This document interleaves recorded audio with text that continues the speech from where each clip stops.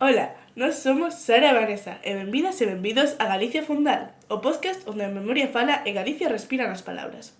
Hoxe, nun episodio especial a dúas voces, queremos mergullarnos nun tema fascinante, a historia e a mitoloxía galega no pensamento de Ramón Otero Pedrallo. Así é, Sara. Otero foi moito máis que un escritor. Foi xeógrafo, político, humanista, pero sobre todo foi un creador de identidade. Un home que lle puxo voz ao pasado silenciado de Galicia.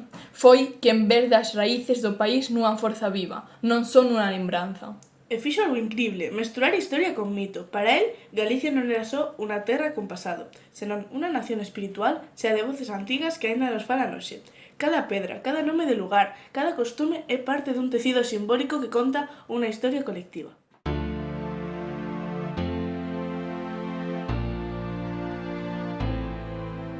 Otero dicía que a historia galega non se pode contar como historia convencional, con reis, batallas e datas. A historia verdadeira está en camiños, nos contos, nas pedras con nome, nas romarías, nos cantares vellos. É unha historia que camiña a carón da xente. E tamén nas lendas, mouras, meigas, santos milagreiros, non son só historias para entreter. Son formas de saber, de lembrar, de explicarnos o mundo. O mito para Otero é unha verdade profunda, emocional, nace do pobo e para o pobo, é historia sentida. Se pensamos en Arredor de sí, por exemplo, o protagonista, Adrián Solovio, percorre Galicia como quen busca unha revelación.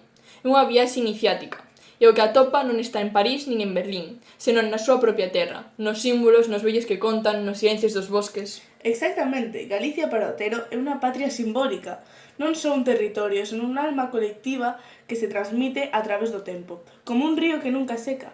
É unha conciencia que se herda, que se sente, e iso fai que a nosa historia sexa única.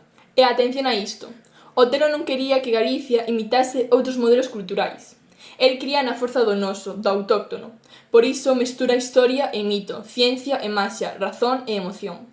Porque para entender Galicia hai que escoitar tanto os arquivos como os contos da Laleira.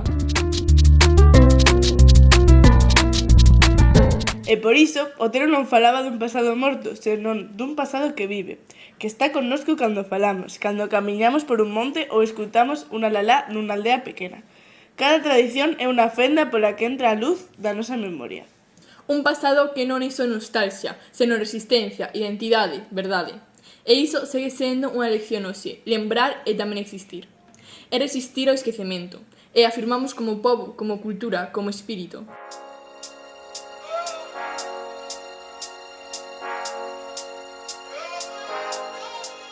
Ata aquí este episodio de Galicia Fondal. Gracias por escoitar e, se vos gustou, compartide.